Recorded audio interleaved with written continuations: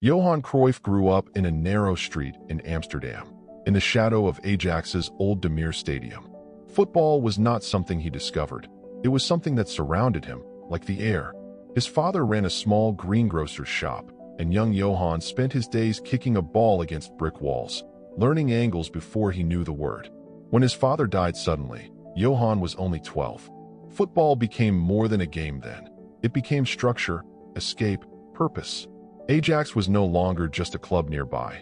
It was a second home. Cruyff joined Ajax's youth system at a time when Dutch football was restless and searching for a new identity.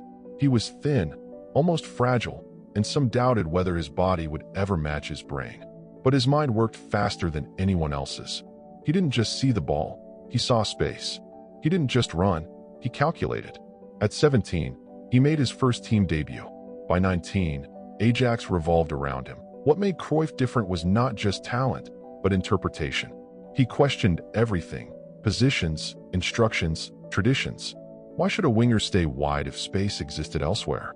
Why should defenders only defend? On the pitch, he spoke constantly, directing teammates like a conductor shaping music in real time. This was the beginning of what the world would later call total football, but to Cruyff, it was simply logical football. If you understand space, you control the game. Ajax dominated Europe in the early 1970s. 3 consecutive European Cups followed, and Cruyff became the face of a footballing revolution. He won the Ballon d'Or 3 times, yet individual awards never interested him as much as ideas. He believed football should be beautiful, intelligent, and brave. Winning without style, to him, was a failure of imagination. In 1974, Cruyff carried those ideas to the World Cup. The Netherlands did not just arrive to compete. They arrived to challenge the world's understanding of football. The team moved as one organism, pressing, rotating, confusing opponents who were used to rigid systems. Cruyff wore the captain's armband and the famous number 14, a number that became a symbol rather than a shirt. The final against West Germany was cruel in its simplicity. The Netherlands scored before a German player touched the ball. For a moment, it felt inevitable, as if football itself had chosen Cruyff's vision. But finals are not about ideas alone. Germany equalized, then took the lead, and the match ended with the Dutch watching history slip away. Cruyff never played in another World Cup. That loss stayed with him, not as regret, but as proof that beauty does not guarantee reward. His move to Barcelona as a player changed Spanish football forever. Barcelona was a club weighed down by political and emotional pressure, living in the shadow of Real Madrid. Cruyff gave them identity. He led them to a league title and humiliated Madrid 5-0 at the Bernabeu, a match still spoken of in Catalonia with reverence. More than goals, he gave Barcelona belief. After retiring, Cruyff did not drift away from football. He returned as a coach, first at Ajax, then at Barcelona, and this was where his influence became permanent. As a manager, he was demanding, stubborn, and visionary. He trusted youth, valued technique over physique, and insisted that players understand why they did things, not just how. At Barcelona, he built the dream team. For consecutive league titles followed, and in 1992, the club won its first European Cup. But trophies were only part of the legacy. Cruyff redesigned the club from the inside. Training methods, youth development, playing philosophy. He planted ideas that would later shape players like Xavi, Iniesta, and Messi, and coaches like Pep Guardiola. Even when he left, his shadow remained. Cruyff was never easy. He argued with presidents, journalists, teammates, and football authorities. He believed compromise diluted ideas. If you play defensively, he once said, you don't deserve to win. To some, he was arrogant. To others, he was honest in a world that preferred comfort over truth. In his later years, Cruyff became a philosopher of football. His quotes spread beyond the sport. Simple sentences that carried deep logic. He spoke about decision-making, about simplicity being the hardest thing to achieve, about intelligence over strength. Football, to him, was a mirror of life. If you think faster, you live better. When Johan Cruyff died in 2016, the football world paused. Stadiums fell silent. Players and coaches spoke his words as if quoting scripture. But Cruyff's true monument is not statues or tributes. It is every team that values possession with purpose, every child taught to think before kicking, Every coach who believes that ideas can outlast results. Cruyff once said that quality must be the responsibility of everyone. He lived that belief. As a boy from Amsterdam, as a player who redefined space, and as a thinker who reshaped football forever. Long after goals fade and trophies gather dust, his ideas keep moving, just like the game he loved, fluid, intelligent, and alive. Sugar Ray Robinson was born Walker Smith Jr. on May 3, 1921, in Detroit, Michigan, the youngest of 3 children. His parents separated when he was young, and by the time Walker was 12, he had moved with his mother to Harlem, New York, a neighborhood alive with music, ambition, struggle, and street corner dreams. Harlem in the 1930s was tough, but it was also a place where talent could be noticed, and where a young boy with fast hands and faster feet could imagine something bigger than the world he saw every day. Robinson did not begin boxing with dreams of immortality. He followed an older friend to the Salem Crescent Boxing Club, partly for companionship and partly because boxing gyms offered structure, food, and protection from the streets. When he first entered the gym, he did not even own a pair of boxing shoes. What he did have was natural balance, uncanny reflexes, and a sense of rhythm that seemed closer to dance than violence. Trainers noticed immediately. He learned quickly, absorbed instruction, and, most importantly, he loved the sport. As an amateur, Robinson's record became the stuff of legend. He compiled a record commonly cited as 85 wins with no official losses, including 69 knockouts, an astonishing number for a teenager.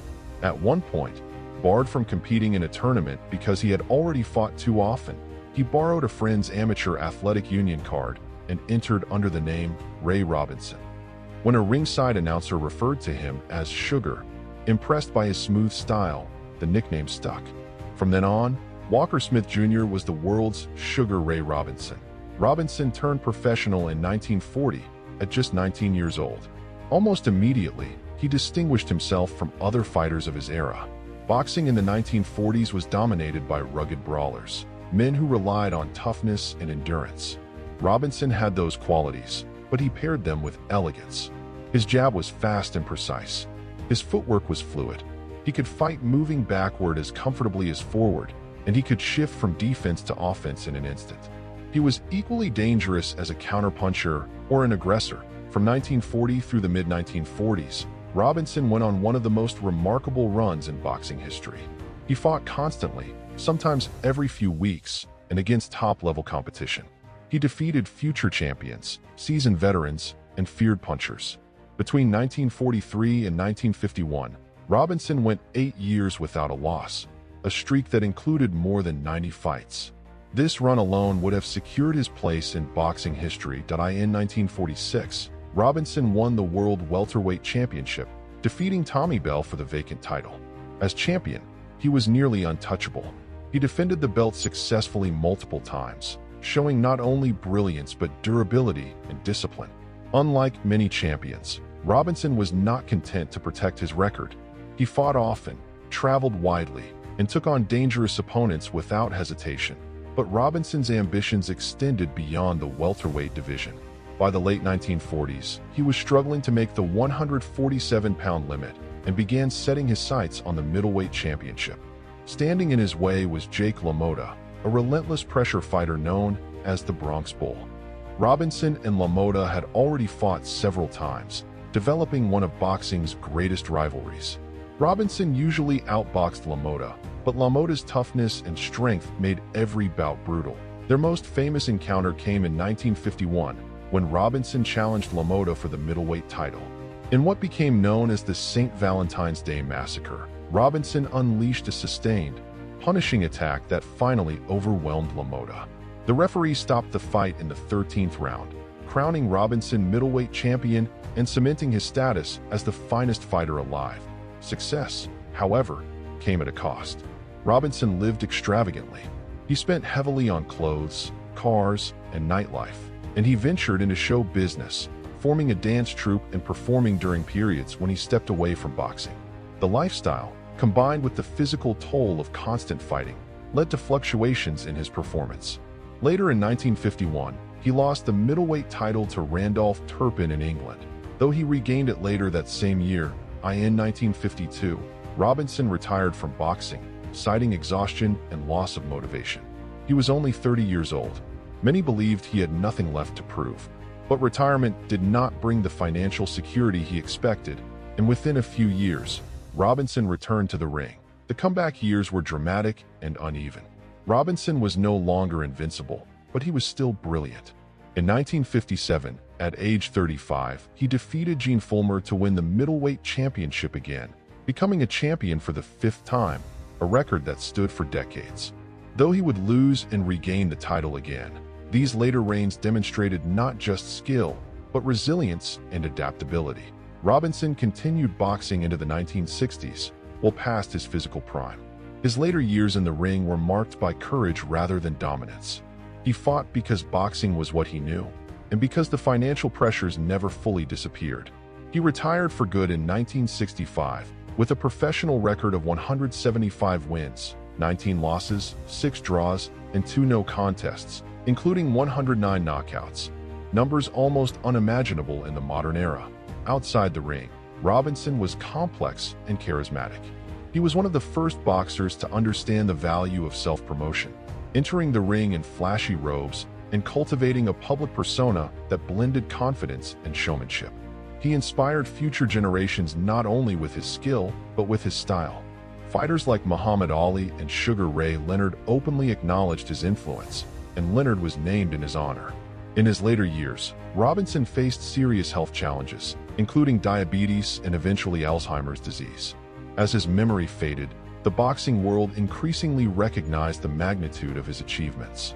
Writers, historians, and fighters alike began to refer to him not just as a great champion, but as the greatest boxer who ever lived, pound for pound. Sugar Ray Robinson died on April 12, 1989, in Los Angeles, at the age of 67.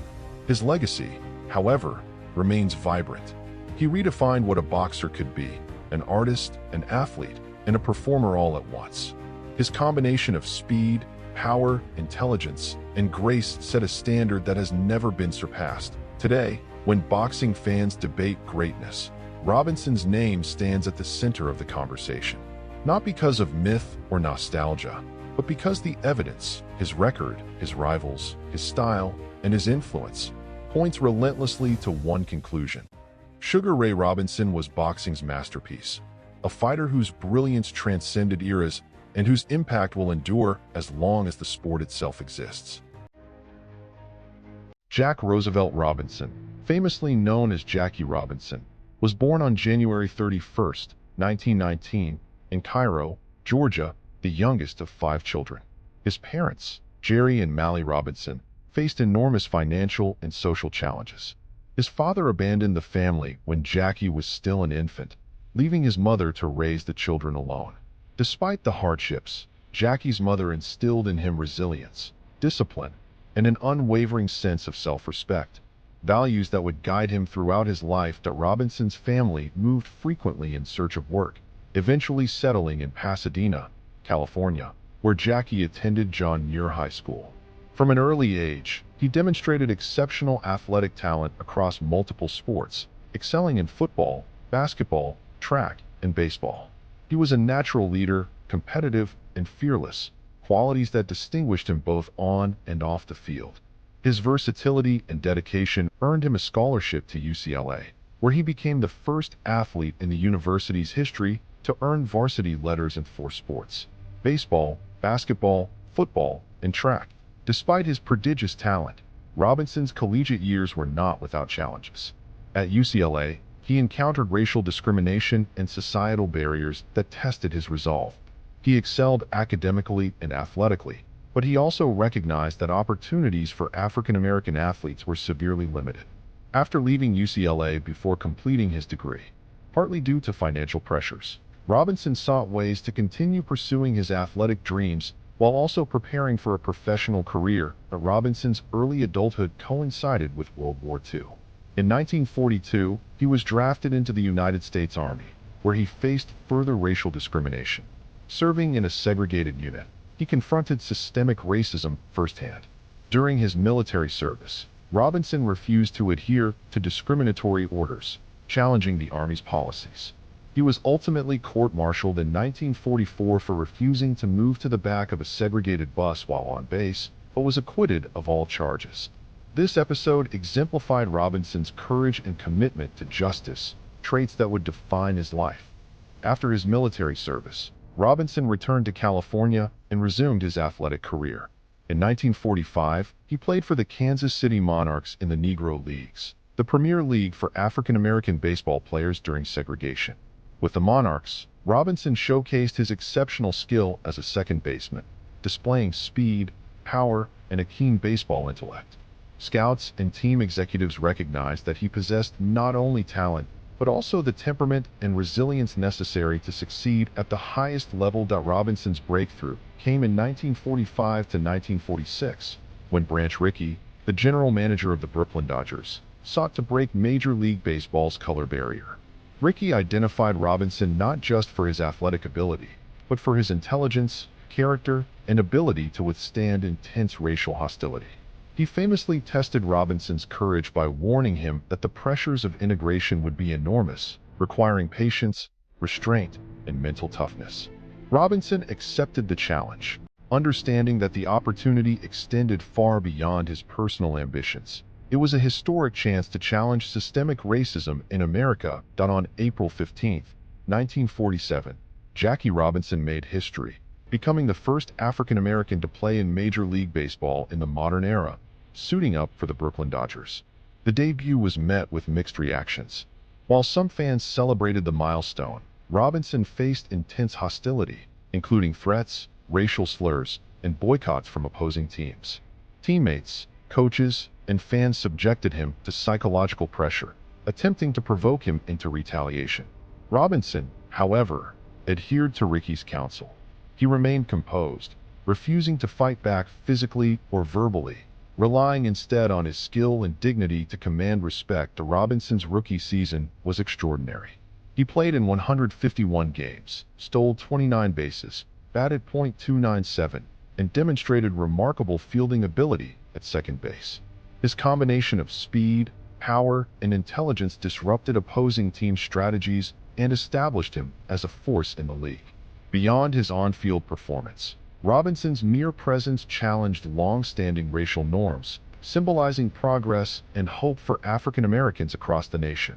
Over the next decade, Robinson's career flourished. He helped lead the Dodgers to 6 National League pennants and a World Series championship in 1955, the only championship Brooklyn would win before relocating to Los Angeles. He was named National League Rookie of the Year in 1947, a 6-time All-Star, and National League Most Valuable Player in 1949, earning recognition for both his statistical accomplishments and leadership qualities. Robinson's playing style combined aggressive base running, strategic hitting, and exceptional defense, making him one of the most complete players of his era. Beyond his athletic achievements, Robinson became an outspoken advocate for civil rights and social justice. Throughout his career and into retirement, he used his platform to challenge segregation, voter suppression, and racial inequality. He participated in marches, spoke at conferences, and engaged with political leaders, emphasizing the importance of education, opportunity, and equality. His courage on the baseball field inspired similar courage off it, influencing generations of athletes to use their visibility for social change. Robinson retired from Major League Baseball in 1956, leaving a legacy that extended far beyond numbers and records. Over his career, he amassed 1,518 hits, 197 stolen bases, and a lifetime batting average of .311. Impressive statistics by any measure, but secondary to his transformative impact on American society. In recognition of his contributions to the sport and to civil rights, Jackie Robinson's number 42 was retired across all Major League Baseball teams, an honor unique in the history of professional sports. After retirement, Robinson continued to break barriers. He became a businessman, co-founding the Chalk Full O' Nuts Corporation, investing in real estate, and engaging in political advocacy. He advised and mentored young athletes, encouraging them to leverage their talent to make meaningful contributions to society. Robinson's commitment to education and empowerment extended to his family and community, reflecting his lifelong dedication to social progress. Jackie Robinson passed away on October 24, 1972, at the age of 53 from complications related to heart disease. His death was mourned nationwide, and his life remains a symbol of courage, resilience, and excellence. Robinson's influence transcends baseball. He demonstrated that talent combined with moral courage could challenge entrenched social systems and inspire change. He left a legacy not only as an athlete, but as a trailblazer who reshaped the cultural landscape of America. Today, Jackie Robinson's story continues to inspire athletes, students, and leaders worldwide. The Jackie Robinson Foundation, established in his honor, provides scholarships and support for young people pursuing education and leadership opportunities. Major League Baseball celebrates Jackie Robinson Day each April 15th, when players across the league wear number 42 to honor his contributions to the sport and society. Robinson's life embodies the principles of perseverance, dignity, and justice. From the segregated fields of the Negro Leagues to the pinnacle of Major League Baseball, Jackie Robinson's journey was defined by talent, courage, and a commitment to breaking down barriers.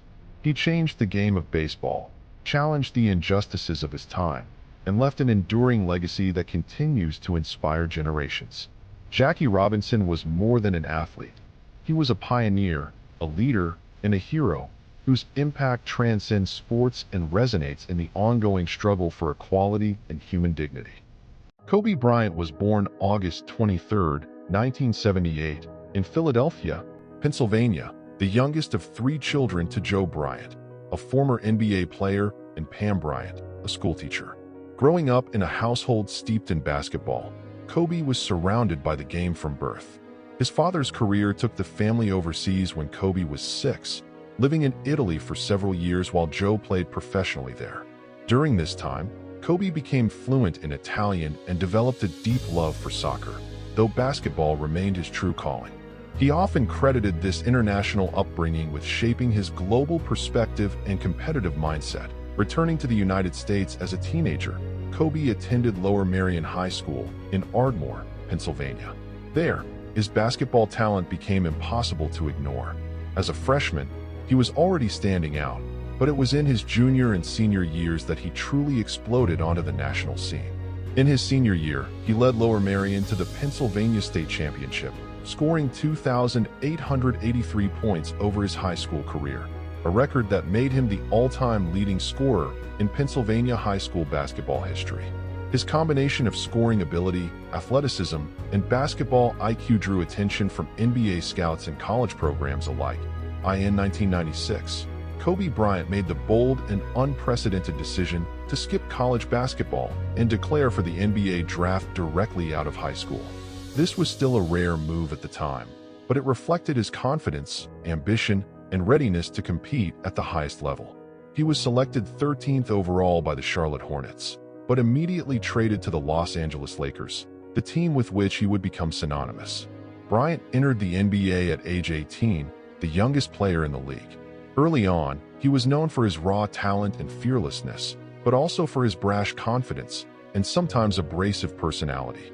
Under the mentorship of Shaquille O'Neal, Kobe honed his skills and adapted to the professional game. Together, Bryant and O'Neal formed one of the most dominant duos in NBA history, leading the Lakers to 3 consecutive championships from 2000 to 2002. Kobe's work ethic was legendary. He famously practiced tirelessly, often before and after team sessions, earning the nickname Black Mamba, which reflected his deadly precision, speed, and killer instinct on the court. By the mid-2000s, the relationship between Bryant and O'Neal had become strained due to personal and professional differences. Following O'Neal's departure to the Miami Heat in 2004, Kobe emerged as the undisputed leader of the Lakers, carrying the team on his back. His scoring prowess reached new heights, including his historic 81-point game against the Toronto Raptors in 2006, the second highest single-game point total in NBA history. Kobe's ability to dominate games both as a scorer and as a leader solidified his reputation as one of the greatest basketball players of his generation. Kobe's career was also defined by resilience in the face of injury and personal challenges. In 2003, he faced allegations of sexual assault, which were ultimately dropped, but the incident brought intense public scrutiny. Off the court, Kobe married Vanessa Lane Bryant in 2001, and together they raised 4 daughters: Natalia, Gianna, Bianca, and Capri. Family became a central pillar of Kobe's life, and his bond with Gianna was particularly profound. He often spoke of his desire to pass on his knowledge, work ethic, and love of basketball to the next generation, especially to his daughters. Bryant's later career was marked by continued excellence despite injuries. He won 2 more NBA championships with the Lakers in 2009 and 2010, earning Finals MVP honors both times, and became the first guard in NBA history to lead his team to a championship after losing in the finals the previous season. Over his 20-year career, all spent with the Lakers, Kobe amassed 33,643 points, ranking 4th on the NBA's all-time scoring list at the time of his retirement in 2016. He was an 18-time All-Star, 15-time All-NBA team member, and 12-time All-Defensive team member, cementing his legacy as one of the most complete and accomplished players in basketball history. Kobe's post-retirement years were filled with creativity, mentorship, and philanthropy. He wrote, produced, and won an Academy Award in 2018 for the animated short film Dear Basketball, based on a poem he wrote upon announcing his retirement. He dedicated significant time to coaching and mentoring young athletes, especially his daughters and youth basketball teams. Kobe also focused on charitable work, including his Mamba Sports Academy and efforts to support underserved communities around the world. Tragically, Kobe Bryant's life was cut short on January 26, 2020, in a helicopter crash in Calabasas, California. He was traveling with his daughter Gianna and 7 others when the helicopter crashed in foggy conditions, claiming the lives of all on board. The world mourned the loss of Kobe, a man whose influence extended far beyond basketball. Tributes poured in from fans, fellow athletes, and global leaders, reflecting the profound impact he had on sports and culture. Kobe Bryant's legacy is multifaceted. On the court, he was a fierce competitor, a master scorer, and a relentless worker whose dedication inspired millions. Off the court, he was a mentor, storyteller, philanthropist, and devoted father. The Mamba mentality, his philosophy of relentless focus, perseverance, and striving for excellence, continues to inspire athletes and non-athletes alike. Kobe Bryant was more than an athlete. He was a symbol of passion, determination, and the pursuit of greatness, leaving an indelible mark on basketball and the world. Even years after his passing, Kobe's influence lives on in the next generation of basketball players, in the countless fans who emulate his work ethic, and in the cultural impact he made globally. He is remembered not just for the points he scored or the championships he won, but for the mindset, discipline, and love of the game he embodied. Kobe Bryant was a true icon, a legend who transformed basketball forever and whose story will continue to inspire for generations to come.